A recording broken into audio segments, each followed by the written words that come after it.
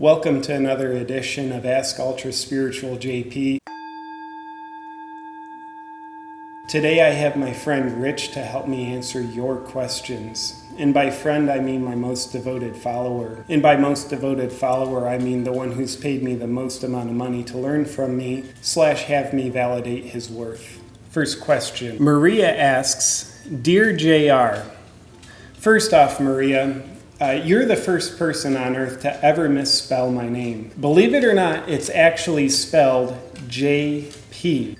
Maria goes on rambling, asking if she needs a mantra for this or that. Maria, what you need is actually first grade, not a mantra. Next question. I am wondering how many pictures of my yoga poses I have to post on Facebook per day or hour to be considered ultra spiritual.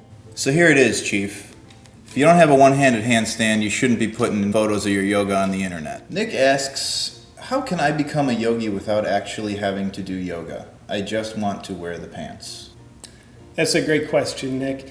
Becoming a yogi actually has nothing to do with actually doing yoga, just like having sex has nothing to do with love. Just ask my mother and my father. My mother would yogi the hell out of my father. No yoga involved. And don't worry about the pants, man. Just buy some and wear them. Kim asks, why am I supposed to like kombucha? In order to be ultra spiritual, do I have to choke down the kind with chia seeds? Kim, here's the thing. In order to be ultra spiritual, you have to eat things that taste and feel like boogers. So yes, you have to choke down the ones with the chia seeds. Kombucha is the phenomenon that says if something's not bad for you, then it's automatically amazing for you. If you take 7 fluid ounces of fermented monkey urine and add 7 grams of sugar to it, all of a sudden you've got the world's hottest craze of a health drink. Charisse wants to know, when terrible things happen to people, what ultra spiritual phrases can I use to sound helpful without actually doing anything to help?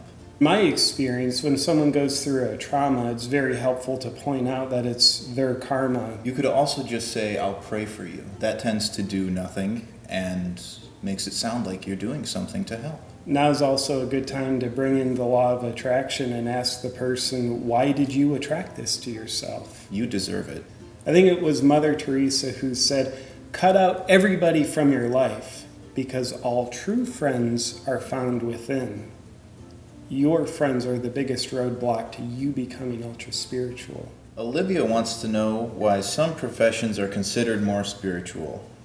Does she need to be an intuitive healer compared to working in the corporate space? Here it is.